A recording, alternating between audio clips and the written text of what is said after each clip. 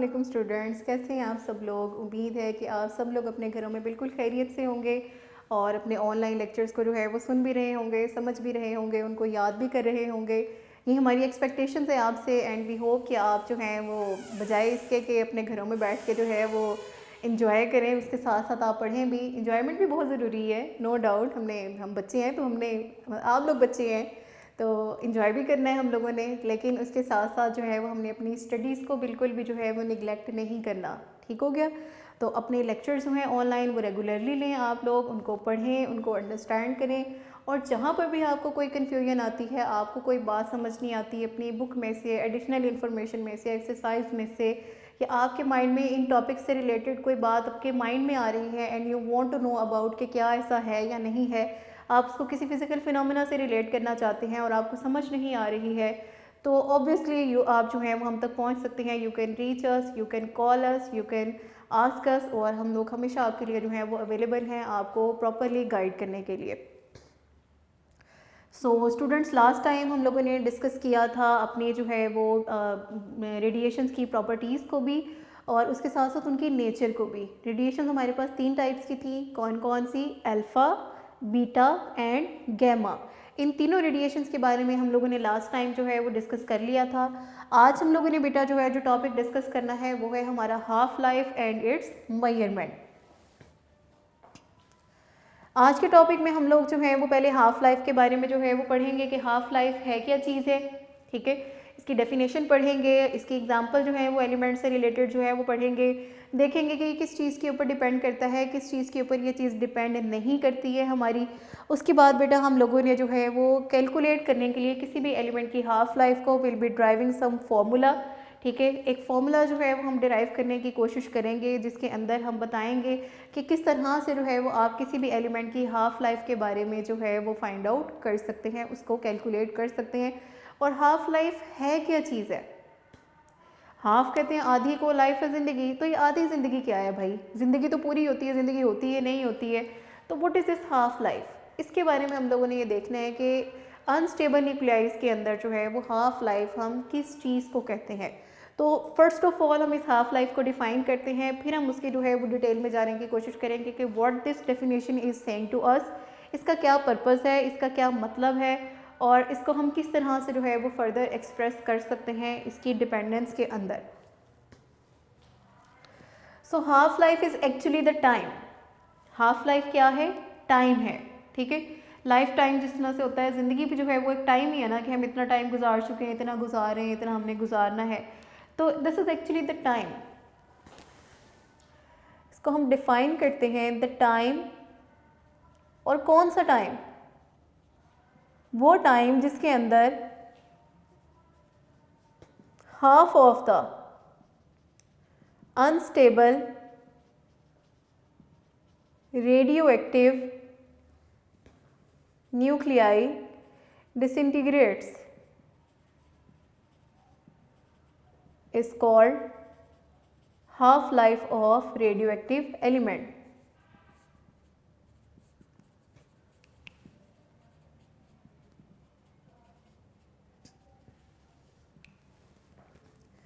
ठीक हो गया। तो half life is the time duration. और कौन सा टाइम ड्यूरेशन है जिसमें आपका अनस्टेबल न्यूक्लियाई, कौन सा न्यूक्लियाई? अनस्टेबल न्यूक्लियाई जो है, जिनके न्यूक्लियाई जो है वो अनस्टेबल होते हैं एंड दे इमिट रेडिएशंस, वो जो हैं वो स्प्लिट हो जाते हैं या डिसइंटीग्रेट हो जाते हैं। डिसइंटीग्रेट होने का क्या मतलब है? कि वो टूट जाते हैं। ठीक है, अनस्टेबल न्यूक्लियाई टूटता है, स्टेबल न्यूक्लियाइड के अंदर कन्वर्ट हो जाता है and it is a spontaneous process. और इस स्पॉन्टेनियस प्रोसेस के रिजल्टेंट में वो टाइम जिसमें आपके हाफ, ठीक है, half of the unstable radio active nuclide डिसइंटीग्रेट्स is called half life of the radioactive element. इसमें बेटा ये जो वर्ड हाफ है ना, this is very very important. Students अक्सर जो है वो जब डेफिनेशन लिखने लगते हैं तो वो इस हाफ के वर्ड को स्किप कर देते हैं, वो सिंपल कह देते हैं the time during which radio active nuclide disintegrate. तो बेटा इसमें डेफिनेशन जो है ना वो क्लियर नहीं हो रही है। डिसइंटीग्रेट हो रहा है, वो कितना डिसइंटीग्रेट हो रहा है? एक पार्टिकल, दो पार्टिकल, 10 हो गए, 50 हो गए, उसका 20%, 30%, 40%, हाउ मच अमाउंट, वो जो है उसमें क्लैरिटी नहीं है, वो अनक्लियर है। तो that's why you have to write this word half, तो वही वो हाफ लाइफ जो है वो बनेगी। तो time during which half of the unstable radio active nuclei डिसइंटीग्रेट्स is called the half life of the radioactive element.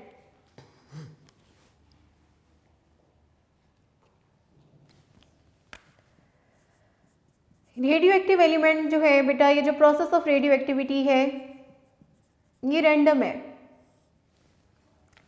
ठीक है। रेडियो एक्टिविटी का जो प्रोसेस है ये क्या है हमारा, रैंडम है, ठीक है।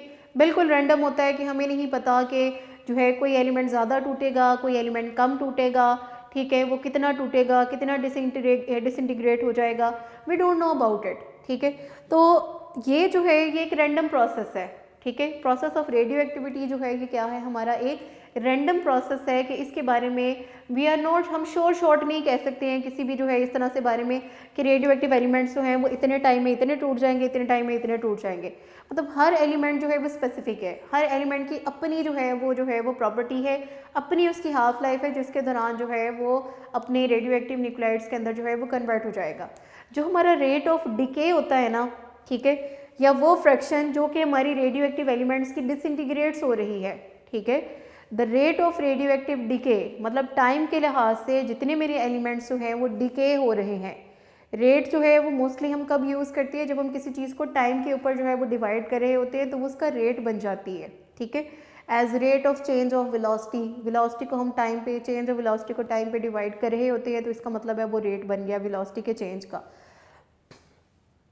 तो इसमें क्या होता है जी हमारे पास कि rate of radioactive decay, ठीक है, that is proportional to the number of the original atoms present.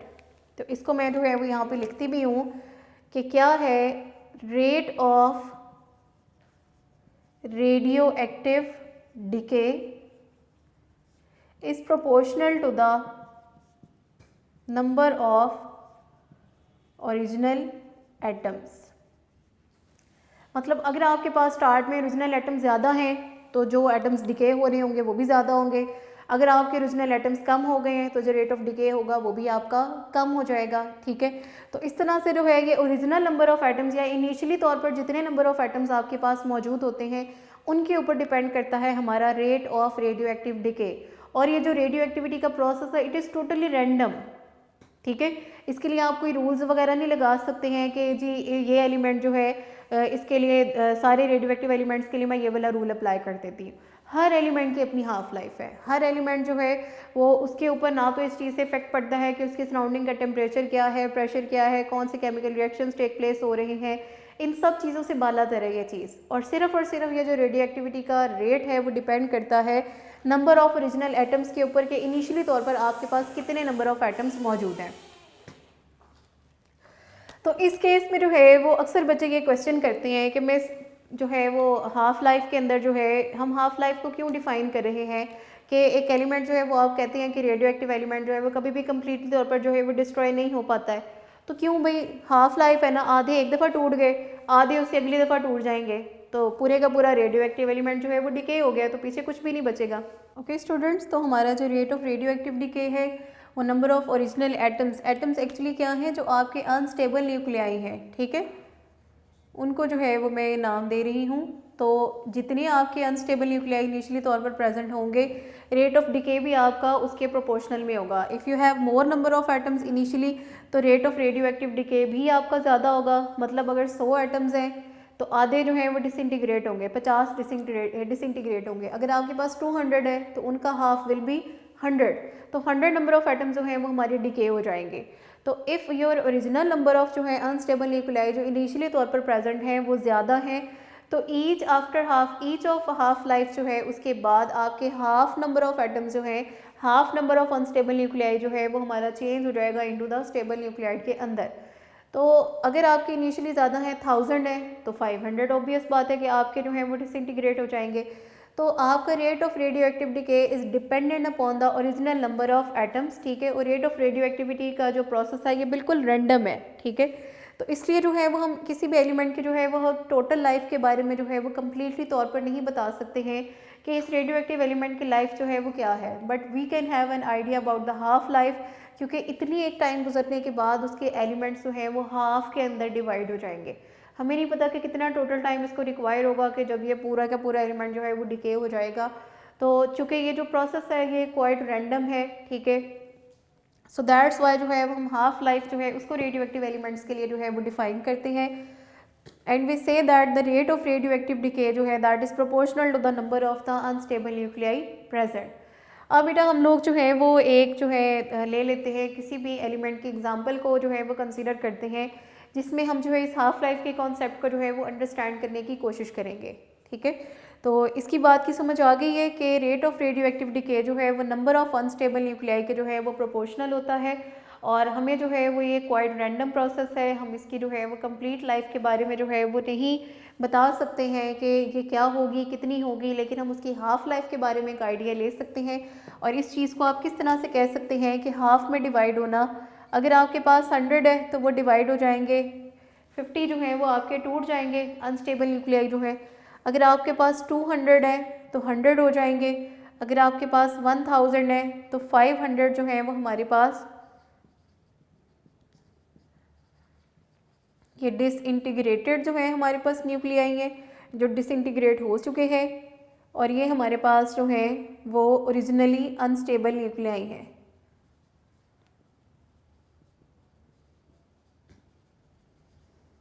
ठीक हो गया। तो अगर ओरिजिनल का नंबर आप देखें ज़्यादा है तो आपके जितने एलिमेंट्स डिके हो रहे हैं वो भी ज़्यादा होते जा रहे हैं। ऐसा नहीं है कि अगर 1000 मौजूद है तो उसमें से 10 आइटम ही डिके होने हैं, या आपके पास 5000 मौजूद है तो उसमें से 10 आइटम ही डिके होने हैं। ये रैंडम प्रोसेस है। तो ये डिपेंड करता है ओरिजिनली जो है वो अपने एलिमेंट्स के ऊपर, और उनका हाफ होने हैं। और जितने टाइम में हम जो है ये हाफ हो जाते हैं उस टाइम को जो है वो हम कंसीडर कर लेते हैं और देख लेते हैं, उसको हम टाइम को कहते हैं हाफ लाइफ। और उसके बारे में जो है we can have an idea about the half life of an element irrespective of the complete life of the radioactive element, जिसके अंदर वो कम्प्लीटली तौर पर डिसइंटीग्रेट हो जाएगा। तो हम बेटा यहाँ पर एक एग्जांपल कंसीडर कर रहे हैं। ईच एलिमेंट जो है इट हैज़ इट्स ओन जो है वो हाफ लाइफ। हर एलिमेंट की अपनी एक हाफ लाइफ जो है वो होती है, जो कि दूसरे से डिफरेंट होती है, ठीक है। Every element and this element is radio active has its own half life. अपनी हाफ लाइफ होती है इसकी, ठीक है। और इसकी एग्जांपल जो है वो हम ले रहे हैं रेडियम। रेडियम जो है इसकी हाफ लाइफ होती है दैट इज 1620 ईयर्स, मतलब 1620 सालों के बाद, ठीक है। 100 ईयर्स की एक सेंचुरी होती है और ये 1620 ईयर्स, ठीक है। इतने सालों के बाद जो है ये एलिमेंट जो है वो अपने हाफ नंबर ऑफ एटम्स के अंदर जो है वो डिसइंटीग्रेट हो जाता है, मतलब आधा अनस्टेबल न्यूक्लियाई जो है वो स्टेबल न्यूक्लियाई के अंदर जो है वो कन्वर्ट हो जाएगा, टूट जाएगा। हाफ लाइफ जो है बेटा इसका सिंबल जो है टाइम को आपको पता है हम टी से रिप्रेजेंट करते हैं, and to make it specific for half life हम इसको जो है वो सिंबलाइज करते हैं एज टी, और इसके साथ हम एक हाफ का वर्ड जो है वो लेटर जो है वो लिख देते हैं। तो टी 1/2 का मतलब है हाफ लाइफ। टी सिंपल जो है वो टाइम होता है, उसके साथ हाफ लिख देंगे तो इसका मतलब स्पेसिफिक हो जाएगा that it is used for the half life of the element. तो इस बात का क्या मतलब है दैट आफ्टर 1620 ऑफ ईयर्स जो हमारे पास इनिशियल नंबर जो है वो मौजूद है रेडियो एक्टिव एलिमेंट रेडियम का, it will be converted into the half. Let's suppose जो ओरिजिनल नंबर ऑफ एटम्स आपके पास मौजूद थे रेडियो एक्टिव एलिमेंट के, दे वर n, ठीक है। n नंबर ऑफ एटम्स जो है वो हमारे पास मौजूद थे एक रेडियो एक्टिव एलिमेंट के, क्योंकि हमें ओरिजिनल जो है उनके जो है वो काउंट के बारे में नहीं ना पता कि काउंट कितना है मेरे पास इनिशियली तौर पर जो है वो एलिमेंट्स का, तो हम कोई भी एक जो है वो अपना एक रैंडम जो है वो वेरिएबल ले लेते हैं विच इज़ n। ओरिजिनली तौर पर जो है हमारे जितने नंबर ऑफ एटम्स मौजूद हैं उसको हम नाम दे रहे हैं n का। तो ओरिजिनल क्वांटिटी ऑफ रेडियम 226 जो कि इसका एटॉमिक मास नंबर है, ठीक है, उसको हम रिप्रेजेंट करें n से। अगर बेटा हम एक ग्राफ ड्रॉ करें, ठीक है, बिटवीन टाइम, ये टाइम है मेरा, और ये है जी मेरे पास नंबर ऑफ एटम्स का, ठीक है। जितने नंबर ऑफ एटम्स जो हैं वो आपके पास ओरिजिनली तौर पर मौजूद हैं, अनस्टेबल न्यूक्लियाई जितना आपके पास मौजूद है, फिर वो जितना जितना टूटता जा रहा है उसके बारे में हम लोग जो है वो बात कर रहे हैं। लेट्स सपोज ये मेरे पास n नंबर है, यहाँ से मैंने टाइम से जो है वो स्टार्ट किया है। आफ्टर फर्स्ट हाफ लाइफ मतलब 1620 ईयर्स। लेट्स सपोज ये जो है वो मेरे 1620 ईयर्स है। टाइम जो है वो हम किस में ले रहे हैं, ईयर्स में ले रहे हैं, ठीक है।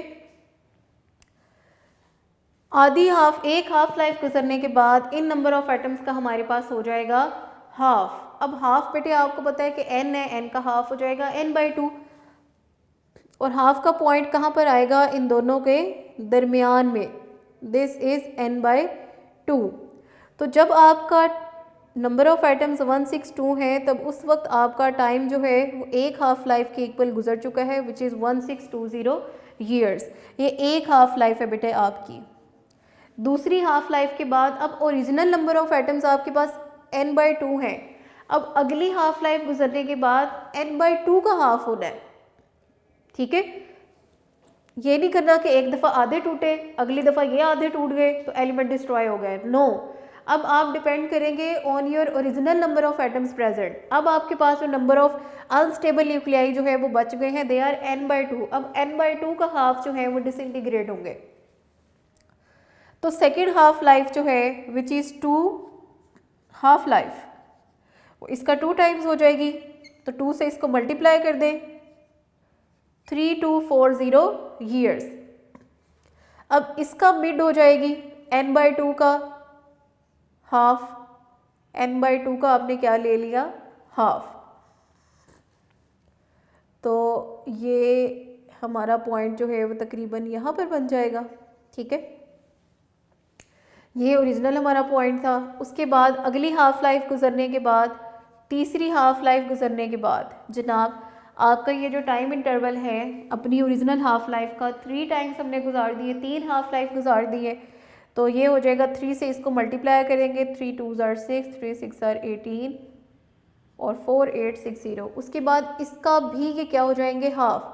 देखिए जितना आपका ये फासला बन रहा है ना बेटे, उसके हाफ में जो है ये आपके नंबर ऑफ एटम्स जो है ये रिमेनिंग बच जाएंगे। और अगर आप इसके बेटे ग्राफ ड्रॉ करते हैं, ठीक है, तो ये इस तरह का ग्राफ जो है वो आपके पास आएगा। आप देख सकते हैं कि ओरिजिनली तौर पर इसकी स्लोप जो है वो बहुत ज़्यादा है, मतलब बहुत तेज़ी से जो है ये ड्रॉप हुआ है रेट आपका। उसके बाद जैसे जैसे आपके original number of atoms come होने शुरू हुए, जो आपका रेट ऑफ डिके है वो भी उसी हिसाब से स्लो होता गया, और ये मज़ीद स्लो होता जाएगा और एंड में आके बिल्कुल एक कांस्टेंट सी लाइन आपके पास आ जाएगी, ठीक है, कि रेट ऑफ डिके इतना इतना इतना स्मॉल हो जाएगा आपका कि वो ऑलमोस्ट एक कांस्टेंट लाइन आपके पास बन जाएगी। और इस तरह से ये टाइम जो है ये चलता रहता है और ये हाफ लाइफ इतनी जो है, ये टोटल टाइम जो है डिके होने का एक एलिमेंट का इतना ज़्यादा होता है कि हम जनरली तौर पर कहते हैं कि हमारे एटम्स जो हैं वो जो रेडियो एक्टिव एलिमेंट होते हैं वो कम्प्लीटली तौर पर डिस्ट्रॉय, कम्प्लीटली तौर पर डिके नहीं होते हैं। सो ये जो है ये ग्राफ आप बता सकते हैं फॉर योर रेडियम जो है, जो हमारा 226 है, कि किस तरह से उसके एटम जो है वो डिसइंटीग्रेट हो रहे हैं। यहाँ पर अगर आपके पास ये फुल है बॉक्स जो कि नंबर ऑफ एटम्स को रिप्रेजेंट कर रहा है, तो यहाँ पर आकर क्या हो जाएगा, वो इसका हाफ, आधे बच जाएंगे। उससे आगे जाएंगे तो इसके भी आधे बच जाएंगे। इस पॉइंट पर ये जो हाफ था इसका भी हाफ रह जाएगा, इतने थे, अब इसका भी हाफ रह जाएगा। और इस पॉइंट पर आकर इससे भी आधे रह जाएंगे, तो ये हाफ, ये उसका हाफ और ये इसका भी हाफ, ठीक है। तो इस तरह से जो नंबर ऑफ ओरिजिनल एटम्स आपके पास मौजूद हैं, जो अनस्टेबल हैं, जिन्होंने डिसइंटीग्रेट होना है, वो डिक्रीज़ होते जाएंगे। और जिस तरह से ये डिक्रीज़ होते जाएंगे उसी हिसाब से जो आपका रेट है डिके होने का वो भी कम होता रहेगा, ठीक है। तो यहाँ तक आप लोगों को बात समझ आ गई है कि अगर ओरिजिनली आपके पास ज़्यादा आइटम्स मौजूद हैं तो उनका डिके भी ज़्यादा होगा, ज़्यादा फास्ट होगा, ज़्यादा तेज़ी से होगा, कम टाइम में ज़्यादा आइटम्स डिसइंटीग्रेट जो है वो हो जाएंगे। अगर ओरिजिनली तौर पर कम आइटम्स आपके पास मौजूद होंगे तो उतने ही टाइम के अंदर, ठीक है, टाइम उतना ही लगेगा, लेकिन अब जो एटम्स डिके हो रहे होंगे, जो अनस्टेबल न्यूक्लियाई आपका डिके हो रहा होगा, वो पहले के कंपैरिजन में कम नंबर ऑफ जो है वो न्यूक्लियाई होंगे। ठीक है, टाइम उतना ही लग रहा है, देखिए टाइम उतना ही लग रहा है, लेकिन ईच टाइम जितने नंबर ऑफ जो है वो न्यूक्लियाई आपके डिसइंटीग्रेट होने हैं, they are going to be decreased depending upon the number of the originally present जो है न्यूक्लियाई आपके पास हैं, उन पे डिपेंड करते हुए हर बार आपके उसी सेम टाइम में जितने नंबर ऑफ एटम्स डिके हो रहे हैं वो कम होते जाएंगे। अब अपनी इसी चीज़ को जो है एक्सप्लेनेशन को लेकर चलते हुए जो है हम अपने हाफ लाइफ के फॉर्मूला को जो है वो कैलकुलेट करने की कोशिश करते हैं। सो अब हम जो है वो डिस्कस करने लगे हैं मेजरमेंट ऑफ हाफ लाइफ को।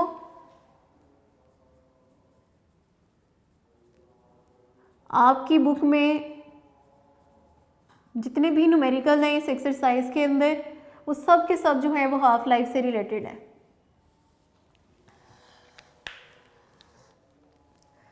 तो अब जी हम सपोज कर रहे हैं कि लेट्स सपोज हमारे पास जो original number of unstable nuclei मौजूद है, उसका जो नंबर है, जो उसका काउंट है कि कितने वो एटम्स हैं जो अनस्टेबल न्यूक्लियाई के मेरे पास मौजूद हैं, if they are equal to n naught. ठीक है,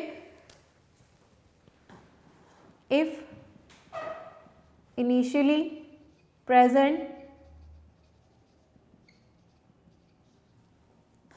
number of unstable nuclei is equal to n naught। ठीक है, तो आफ्टर फर्स्ट हाफ लाइफ, एक हाफ लाइफ गुजरने के बाद इसका क्या हो जाएंगे, हाफ। तो number of remaining atoms after first half life वो कितने होंगे हमारे पास, नंबर ऑफ remaining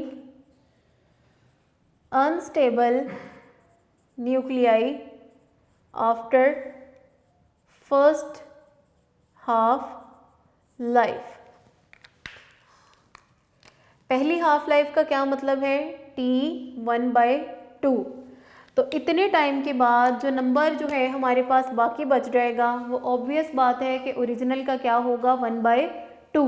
हाफ है ना करना, तो 1/2 जो है उसका हाफ हो जाएगा, तो 1/2 n नॉट। उसके बाद number of remaining unstable nuclei after second half life, तो number of unstable nuclei after second half life. Second half life का मतलब है हाफ लाइफ का ट्वाइस, 2 दफ़ा हाफ लाइफ। तो ये जो है वो हमारी क्या होगी, अब हमारे पास जो ओरिजिनल नंबर ऑफ एटम्स हैं पहली हाफ लाइफ के बाद, they have become 1/2 n not, और इसका अब क्या हो जाने हैं, इसका भी फर्दर हो जाने हैं 1/2। तो this will be 1/4 n not. Number of unstable nuclei जो हैं जो हमारे पास रह जाएंगे आफ्टर थर्ड हाफ लाइफ, वो क्या होंगे जी, तो number of unstable nuclei, remaining का वर्ड भी आप साथ में यूज कर लें,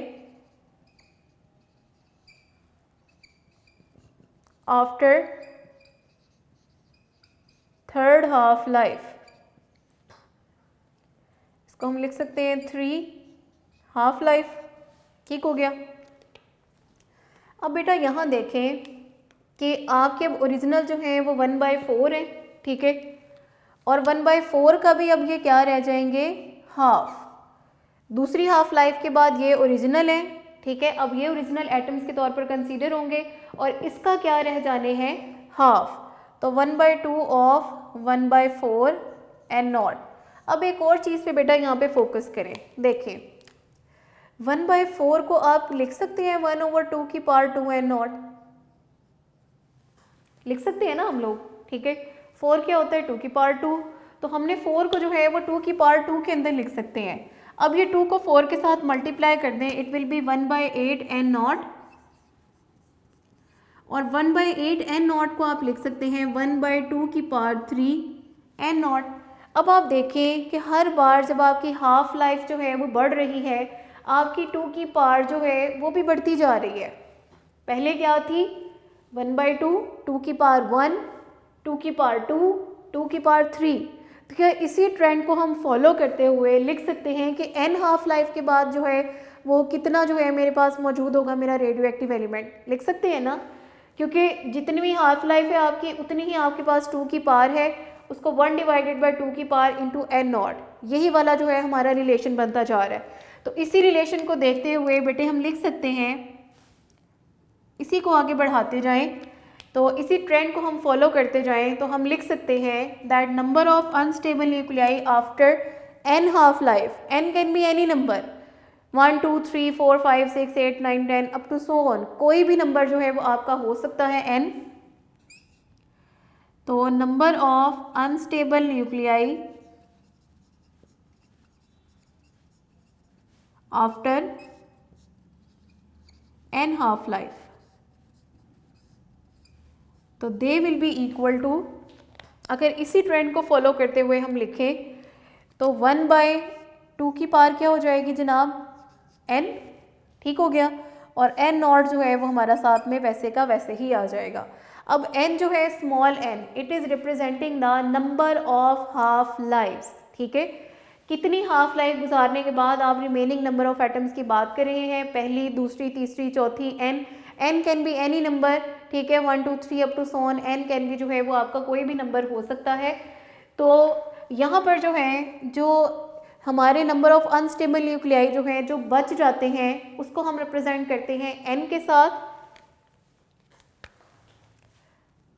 नंबर ऑफ रेडियो एक्टिव या अनस्टेबल जो भी लिख दें न्यूक्लियाई लेफ्ट, उसको हम रिप्रेजेंट कर रहे हैं n से। ओरिजिनली जो प्रेजेंट थे हमारे पास उसको हम रिप्रेजेंट कर रहे हैं n0 से, और स्मॉल n जो है हमारा it is representing the number of half lives, कितनी हाफ लाइफ्स जो है वो आप गुजार चुके हैं। तो इसको जो है वो हम लिख सकते हैं इस फॉर्मूला को, number of unstable nuclei after n half life जो है number of remaining atoms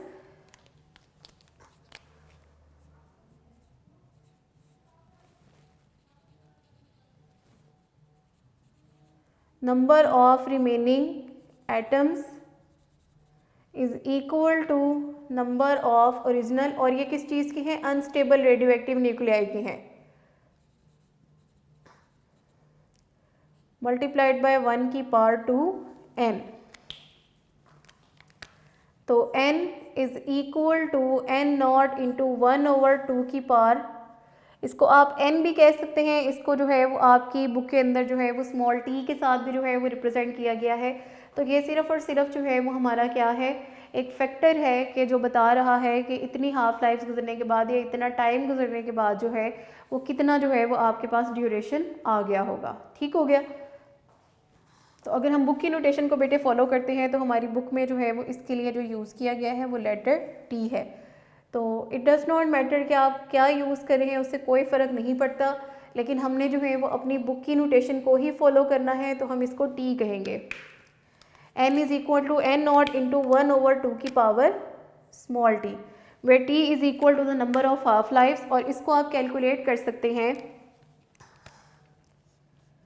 number of half lives which is equal to small t, it is equal to the total time divided by half life, ठीक है। Total time को अगर हम represent कर रहे हैं कैपिटल T से, it can be any time, जिस तरह रेडियम की हाफ लाइफ 1620 ईयर्स है, अगर आपको 4000 साल 5000 साल 10,000 साल कोई भी टाइम गिवन है, एनी टाइम जो है वो हमारा क्या है टोटल टाइम। हाफ लाइफ को हम रिप्रेजेंट करते हैं t 1/2 के साथ, this is equal to small t which is equal to the number of half lives. इनको अगर आप डिवाइड करते हैं तो जो क्वांटिटी जो नंबर आपके पास आएगा that will be the half life of the number of half life of the radioactive element. अब ये रेडियो एक्टिव एलिमेंट होती है जो रेट है रेडियो एक्टिव एलिमेंट के डिके होने का, ये केमिकल कम्बिनेशंस के ऊपर बिल्कुल भी डिपेंड नहीं करता, ना ही ये डिपेंड करता है उसकी फिजिकल कंडीशन के ऊपर। मतलब अगर आप ये कह दें कि अगर मैं किसी चीज़ का टेम्परेचर बढ़ा देती हूँ रेडियो एक्टिव एलिमेंट का, तो ये जो रेट ऑफ डिके है ये फास्ट हो जाएगा, नो। ना तो रेडियो एक्टिव डिके जो है वो हमारा केमिकल कम्बिनेशंस के ऊपर डिपेंड करता है, ना ही ये जो रेडियो एक्टिव डिके है ये फिजिकल कंडीशंस जैसा कि आपकी टेम्परेचर, प्रेशर वगैरह हैं उनके ऊपर डिपेंड करता है।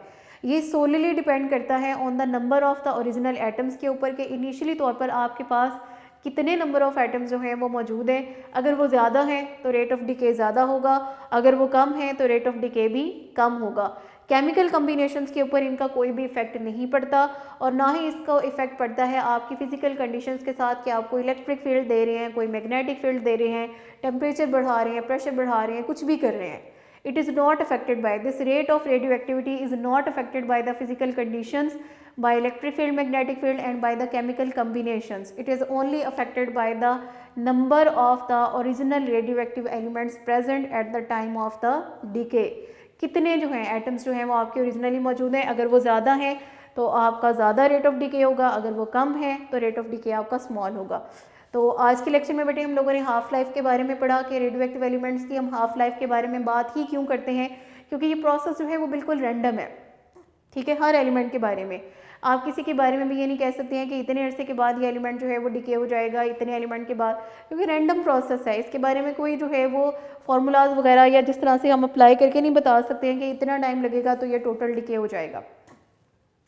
लेकिन इस टाइम के बारे में हम बात कर सकते हैं कि कितना टाइम गुजरने के बाद एक एलिमेंट के आधे एटम्स जो हैं वो बाकी रह जाएंगे। तो वो टाइम जो है जो गुजरने के बाद उस एलिमेंट के जो है रेडियो एक्टिव एलिमेंट के हाफ जो हैं वो नंबर ऑफ एटम्स बाकी रह जाएंगे अनस्टेबल, उस टाइम का हम नाम देते हैं हाफ लाइफ का। हाफ लाइफ जो है वो डिपेंड करती है सिर्फ rate of radioactive decay जो है वो डिपेंड करता है सिर्फ ओरिजिनल अनस्टेबल न्यूक्लियाई के ऊपर, केमिकल कम्बिनेशंस के ऊपर, temperature, pressure, electric magnetic fields के ऊपर इसकी बिल्कुल भी कोई भी डिपेंडेंस नहीं है।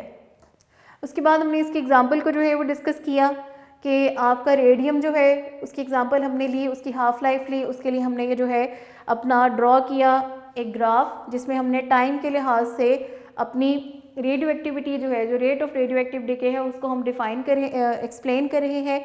शुरू में this is very sloppy, showing कि बहुत ज़्यादा एटम्स डिके हो रहे हैं। बाद में ये लाइन जो है आपकी ऑलमोस्ट कांस्टेंट होती जा रही है, जिसका मतलब है कि आपकी डिकेइंग का जो प्रोसेस है it is getting slower and slower with the time. Then हमने जो है इसकी हाफ लाइफ को कैलकुलेट किया, हमने इसका फॉर्मूला डिराइव किया कि इस फॉर्मूले की मदद से जो है यू कैन कैलकुलेट कि ओरिजिनली आपके पास कितने नंबर ऑफ एटम्स हैं या कितने नंबर ऑफ एटम्स जो हैं वो अब आपके पास बाकी रह जाएंगे after first, second, third, fourth या कितने भी नंबर ऑफ हाफ लाइफ के बाद। और हाफ लाइफ जो है वो कितनी गुजर चुकी है उसको आप कैलकुलेट कर सकते हैं बाय द फॉर्मूला, कितना आपका टोटल टाइम था और उसको हाफ लाइफ के साथ डिवाइड करके उस एलिमेंट की। So that's all for the today's lecture. इसको जो है वो थॉरली आपने बुक से जो है वो रीड करना है। This is very important topic, long के लिहाज से भी बहुत इंपॉर्टेंट है और शॉर्ट के लिहाज से भी ये इंपॉर्टेंट है। और उसके अलावा इससे रिलेटेड बेटा इस फॉर्मूले को ही यूज़ करते हुए आपने अपने पूरे जो है न्यूमेरिकल सॉल्व करने हैं इस चैप्टर के। They are all related to these two formulas, this formula and this formula. इसको यूज़ करते हुए आप जो है वो एलिमेंट्स की हाफ लाइफ के बारे में बताएंगे, ये बताएंगे कि कितने एटम्स ओरिजिनली मौजूद हैं, कितने इस टाइम के गुजरने के बाद मौजूद होंगे, इसकी हाफ लाइफ क्या है। तो वो इसी को घुमा फिरा के जो है ना आपके सारे न्यूमेरिकल्स आप पूछे गए हैं। तो इस टॉपिक को आपने अच्छी तरीके से पढ़ना है, अंडरस्टैंड करना है। If you find any difficulty तो आप जो है वो मेरे से कॉन्टैक्ट कर सकते हैं। Hope you all are fine. अपना ख्याल रखिएगा बहुत ज़्यादा और दुआओं में याद रखिएगा। अपने लिए भी दुआएं करें, अपने मुल्क के लिए, अपने लोगों के लिए दुआ करें और दुआ करें कि ये वायरस से हमारी जान जल्द से जल्द छूट जाए। तो अल्लाह हाफ़िज़ students, see you next time.